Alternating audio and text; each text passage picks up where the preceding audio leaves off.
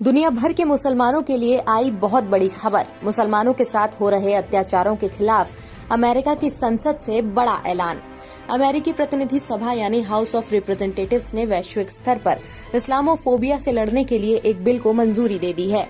The times of India में publish एक report के अनुसार सदन में इस्लामोफोबिया बिल पर हुई वोटिंग में पक्ष में 219 और विपक्ष में 212 वोट पड़े। अब इसे सीनेट में चर्चा के लिए भेजा जाएगा। इस्लामोफोबिया बिल को मंजूरी मिलने के बाद दुनिया के सभी देशों में मुस्लिम विरोधी पूर्वाग्रह की वजह से मुसलमानों के खिलाफ होने वाली अत्याचारों की घटनाओं को अब अमेरिकी प्रतिनिधि सभा की वार्षिक मानवाधिकार की रिपोर्ट में शामिल किया जाएगा। अमेरिका के मिनेसोटा से डेमोक्रेटिक पार्टी की मुस्लिम महिला सांसद इल्हान उमर समेत 30 से अधिक सांसदों के एक समूह ने इस बिल को लिखा था।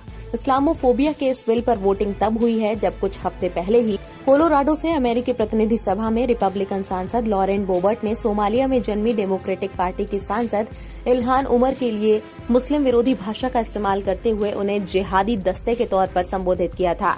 आइए जानते हैं क्या खास है अमेरिका के इस्लामोफोबिया बिल में।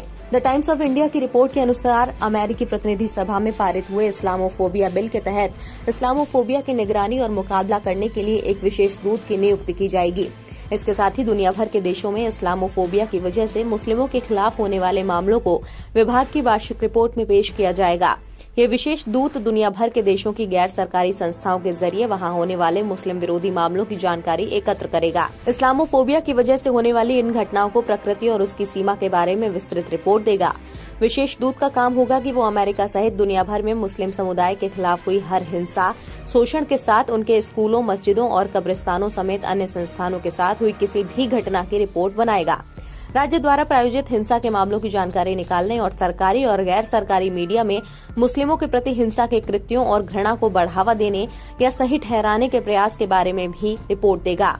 मुस्लिम समुदाय के खिलाफ इस तरह के प्रोपेगेंडा को खत्म करने के लिए देशों की सरकार ने किस तरह से जवाब दिया, मुस्लिमों की धार्मिक स्वतंत्रता के अधिकार को बचाने के लिए सरकार ने कौन से कानून बनाए और लागू किए, मुस्लिम विरोधी चीजों को खत्म करने के लिए सरकारों ने क्या किया, इसकी जैसी तमाम जानकारियां इस्लामोफोबिया बिल के जरिए अमेरिका के सदन की वार्षिक मानवाधिकार रिपोर्ट में शामिल की जाएंगी। इल्हान उमर द्वारा लाई गए इस इस्लामोफोबिया बिल में मुस्लिमों के खिलाफ तथाकथित अत्याचारों के लिए भारत को भी चीन और म्यांमार की श्रेणी में रखने का प्रावधान था। हालांकि इस प्रावधान को हटा दिया गया है, लेकिन इस्लामोफोबिया बिल पारित होने के बाद अब भारत में होने वाली एक छोटी सी घटना को अमेरिका की वार्षिक मानवाधिकार रिपोर्ट में दर्ज कराया जाएगा, जिस पर राजनीतिक हितों के लिए भविष्य में हो हल्ला मचाए जाने की भरपूर संभावना है। Recognizing that Islamophobia is global in scope and we must lead the global effort to address it. इस बिल के पास होने के बाद डेमोक्रेटिक पार्टी की मुस्लिम महिला सांसद इल्हान उमर ने सोशल मीडिया पर लिखा कि प्रतिनिधि सभा में इस कानून का पारित होना दुनिया भर के मुसलमानों के लिए एक बहुत बड़ा मील का पत्थर है और एक शक्तिशाली संकेत है कि इस्लामोफोबिया को कहीं भी बर्दाश्त नहीं किया जा सकता। कट्टरता के खिलाफ खड़े होने से कोई भी हमले का शिकार हो सकता है, लेकिन हमें कायर नहीं बनना चाहिए। सभी को एक साथ आने की जरूरत है। एक ट्विटर यूजर ने इल्हान उमर को शुक्रिया कहा और लिखा, धन्यवाद इल्हान, मुझे लगातार इंस्पायर करने और ये प्रदर्शित करने के लिए कि पॉलिसी के माध्यम से बदलाव संभव है। ट्विटर यूजर इकबाल लिखते हैं, इस मुद्दे को उठाने के लिए आपका बहुत बहुत धन्यवाद इल्हान उमर जी, हम सब आपके साथ खड़े हैं। आपकी क्या राय है इस खबर को देखने के बाद हमें कमेंट बॉक्स में जरूर बताएं।